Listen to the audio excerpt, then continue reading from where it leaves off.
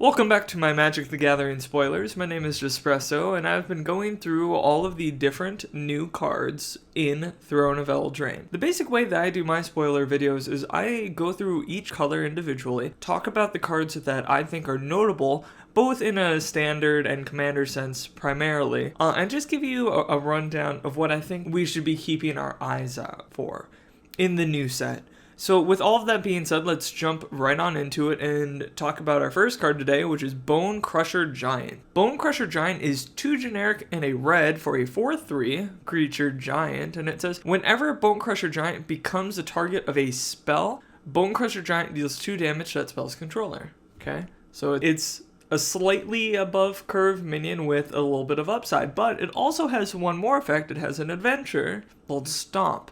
Stomp is 1 generic and a red for an instant, and it says damage can't be prevented this turn. Stomp deals 2 damage to any target. So let's unpack this a little bit. This card is very powerful for what it does. I think that this card is going to beat out most other cards because essentially what you get to do with Bone Crusher Giant is clear the board of any annoying creature that gets in your way.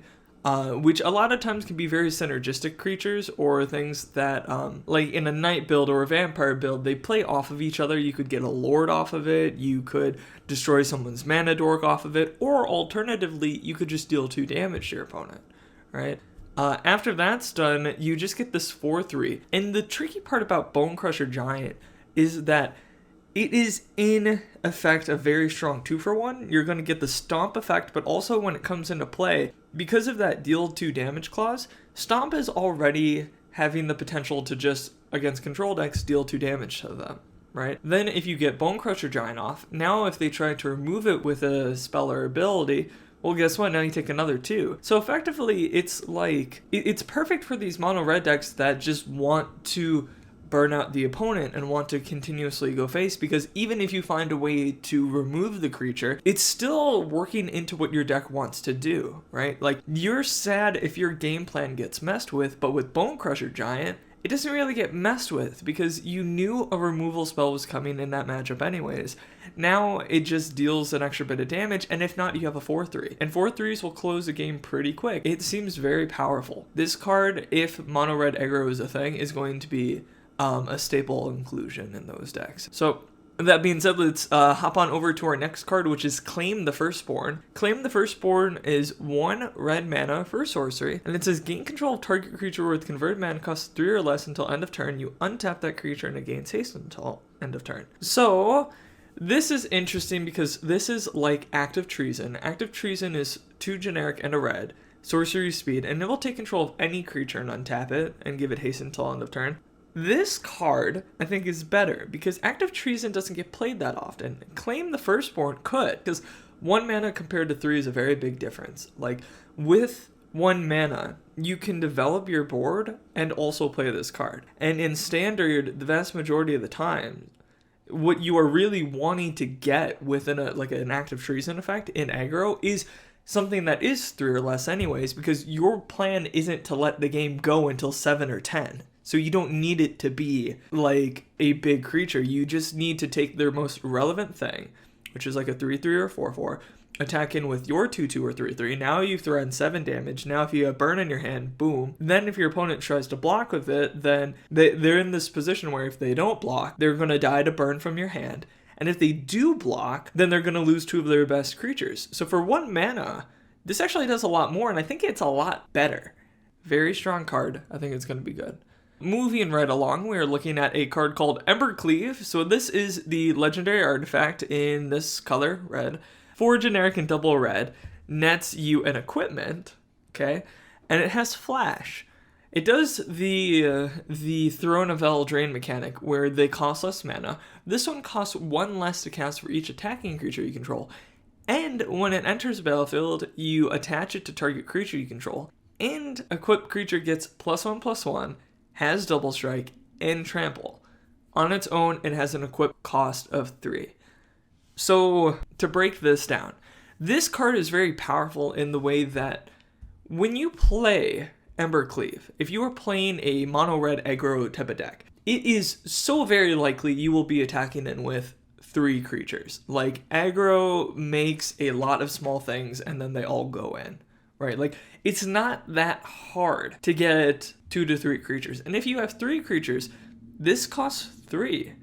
The fact that this costs 3, the fact that it has flash, the fact that you get to choose what it becomes attached to is massive. The ability to choose what gets it at what point will oftentimes be the deciding moment in a game, because what your opponent will try to do is make a favorable block, because in Magic, being able to block is so powerful. The person on the defense has the advantage because they choose how blocks are divvied up. Embercleave doesn't do that. Embercleave says, you blocked all 3 of my creatures, well, now I get to choose how this turns out, because they're going to get double strike, it's going to have trample, and it's going to get the bonus of attack and damage. So damage will always get through because of that trample. It's really good.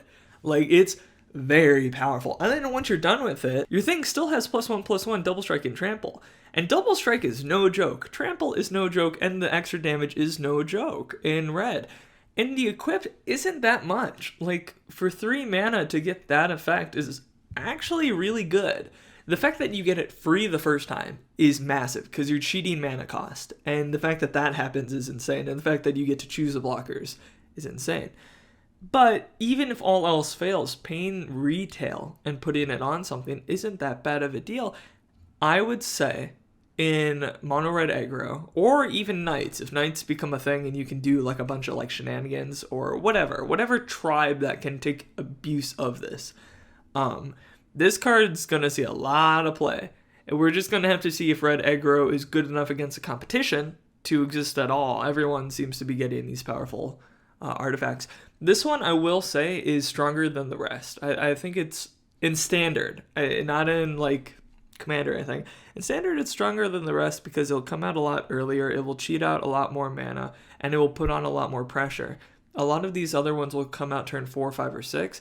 4, 5, or 6 is too late against Embercleave, right? Like, doing something 3 turns earlier is a very big deal. So, there you have it. So the next card that we were looking at today is called Fervent Champion. It is 1 red mana for Human Knight. It's a 1/1. It has First Strike, and it has Haste. Whenever it attacks, another target attacking knight you control gets +1/+0 until end of turn. Okay, that's relevant. If things have First Strike, giving something +1/+0, now that's a big deal. That changes things, right? If you get 2 Fervent Champions out, that's fucking annoying. Now you got 2 of these 2/1s with First Strike. All right, but it also says equipped abilities you activate that target it cost 3 less to activate. We just established cheating mana is massive. Like, it does work, right? The fact that it costs 3 generic less is pretty insane. It's pretty ludicrous, because there are a lot of artifacts, well, there's a lot of equipment that you can get out for pretty cheap, but then the equip cost will slow you down quite a bit. This can actually just say, hey, that equip costs 0. Like, we'll just throw that around. And the fact that it has First Strike on its own is pretty big too, because if you can just pump the attack on this thing, if it's like a 4/1, your fucking 1 mana card is now trading up favorably, and it didn't really cost you anything, because normally equip costs take almost your turn to make them happen. Now you can develop something with this, or you can hold up like burn damage or a combat trick or anything like that. Nutty. It's just, do we have enough equipments to make it happen? Well, we have Embercleaves. We have Embercleave. I guess you're going to run multiple, but you need to be plural. Embercleave's pretty good. I have a feeling we're going to see a lot of this card. The next card that we have today is Fires of Invention. It is 3 generic and 1 red for an enchantment. It says you can cast spells only during your turn, and you can cast no more than 2 spells each turn. It also says you may cast spells with converted mana cost less than or equal to the number of lands you control without paying their mana cost. So, this is a tricky card, right? This is tricky. The interesting thing is it does say converted mana cost, so cards like Embercleave that make themselves cost less won't actually work, because the CMC is not going to work that way. Because costing less to cast happens when it casts, so CMC will happen like in your hand and in the deck. So there's not a whole lot of cards that will change your CMC like that. I think what you want to read it as is that you may cast any 2 cards from your hand without paying its mana cost. But that's not true, right? What it actually says is you may cast things with equal to or less than your lands. And that kind of is a big deal. The problem I see is how do you make this nutty, right? Because on turn 5, the next turn after this, what are you doing to take advantage of it, right? Like, this card works best when you have like a full hand, but it's also in red, which is the color that's hardest to draw cards. You want to draw cards because if you only have 2 to 3 cards in your hand, well, this effect doesn't matter then, because you would already have the mana to play the 1 or 2 cards anyways. Do you see what I'm saying? Like, you would already be able to do that, so it's not really being cheaty to you. If you have 7 cards in hand, well, now you have your best 5 drops on turn 5 or whatever, and you can play them for free. And that's pretty stupid. I would say it's a dangerous card, right? It's dangerous because cheating mana cost is massive. Think about it this way. If you have a full hand, right, and you play this on turn 4, the nice part is it doesn't take up your 4 drop, so you do still get to play a 4 drop, which is big, right? Because your investment isn't like that bad. It's not that bad of a deal. Most of the times when you play an enchantment that does something, it's like you invest and then you get to do it later. In a mono red deck, that ain't gonna fly. You can't lose an entire turn, right? This one is like, hey, you don't have to lose an entire turn. The important part is turn 5, right? Because turn 5 with this card, if you have enough cards in your hand and you have enough mid-range cards at that, you could play 2 5-drops on turn 5. If you can do that, which is a massive if, this card will just win you the game, right? Because putting 10 mana worth of stuff out on turn 5 is stupidly good. And there's a lot of good 5-drops to hit. There's all the gods from War of the Spark. There's the new Questing Beast. That's a very good card to get. You can hit Aurelia with it. You can hit a lot of things. If you got down an Aurelia and a Questing Beast on the same turn, holy shit, the game changed, right? Like, the entire board state is a different world now because you were able to do that. This card lets you do that. I think it's dangerous. I'm hesitant to say that it's going to be a mainstay in decks. So, moving right along, we are looking at Ironcrag Feat. There's 1 generic and 3 red for sorcery. It says add 7 red to your mana pool. Or just add 7 red, I imagine it says, to the mana pool. You can only cast 1 more spell this turn. Okay, so do you remember how I said that cheating mana is insane? This card is stupid. I don't know why this card isn't being talked about more than it is, right? Like, you play this on turn 4, and then you drop your best 7 drop. You drop the best 7 drop in the game. I think one that's really good is there's that new dragon from M20 that deals like 3 damage, flying, whatever. It's like a 7/7. That card will win the game. If that card costs 4 mana, that card would be format warping, right? Ironcrag Feat says you can do that. Don't underestimate effects like this. Effects like this are very scary. You can just do tricky things where the limitation doesn't really limit you, and the upside is too much of an upside. Looks dangerous. This one is more scary to me than Fires of Invention, because Fires of Invention is tricky in the way that you have to have all the cards to do it.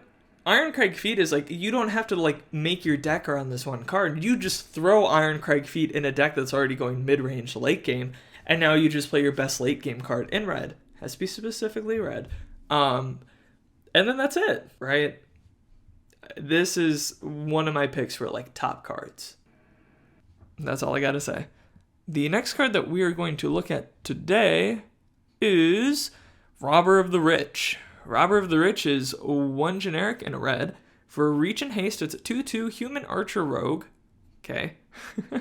It says whenever it attacks, if defending player has more cards in hand than you, you exile the top card of their library, and during any turn you attacked with a rogue, you may cast that card and you may spend mana as though it were mana of any colored cast that spell. The one thing that I would say about Robber of the Rich is it might be too weak, right? 2 mana for a 2/2 is pretty medium. Like 1 drops in the format that are like curving out can beat a 2/2. So that's the trick, right? Is that, yeah, you can attack in with this thing, but if your opponent has a 1-drop that kills it, well, now you're out of your 2/2 and it didn't really do a whole lot, right? Like, it's kind of shitty. It doesn't feel good.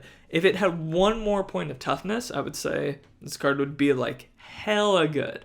But it doesn't. It doesn't have that one extra point of toughness. So is it going to make it? I'm actually hesitant. Like, you see a strong effect like this, you see haste, you see red, you're like, those are all the things I want. I want to beat my opponent down and draw cards because I'll always be behind. I get that. I don't think it's good enough because it's so easy to remove, right? Like, it's so easy to get rid of it. And if you can't even get it past the first attack, it's not worth it for a 2-drop slot. You could rather play a lot of other things, and it would help your synergy and your strategy a lot better than this would. So moving from there, and just to have a little talk, because I don't know if this is going to be a combo, but we should really acknowledge it. There's a card in this set called Sundering Stroke. It is 6 generic and 1 red mana for sorcery. It says it deals 7 damage divided as you choose among 1, 2, or 3 targets. And then, if at least 7 red mana was spent to cast a spell, instead, it deals 7 damage to each of those permanents and players. So the way cards like this work is that you can choose the same target more than once. Turn 4, if you Ironcrag Feat into this card, which you can do, then you can straight up kill your opponent on turn 4. You could kill your opponent with Ironcrag into this on turn 4. As early as turn 4, you can deal 21 face damage.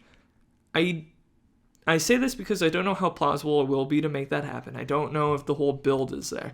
But in the standard meta game right now, this opportunity is there to make that happen. And I know a lot of decks can already make that happen through like aggro shit. But the fact that it's a 2-card combo is kind of scary to me, right? It's one of those things that is either going to be too good or it will see no play at all. And I don't like that. Do you see what I mean? I don't like how it's one or the other. This 2-card combo could be one of those two things. That's not good. I like cards that are in the medium and it depends on how you use them. Sundering Stroke is in that outlier region. With all that being said, we are at the end of my red recap video for all the cards that I think are very good. Red looks very strong. Red seems to be one of our stronger colors this set, so yay. We're next moving into Artifacts Lands, the cards that were spoiled when I didn't have a chance to talk about them. And I'm going to finish everything off with Multicolor before the pre-release for Throne of Eldraine this weekend. So stay tuned to get all of the cool insider tidbits and trips. I don't work for WotC, so it's not really an insider, so don't listen to me. But stay tuned, and thank you so much for watching. I appreciate that and all the little support that you do. So I'm Jespresso. Bye. Jespresso.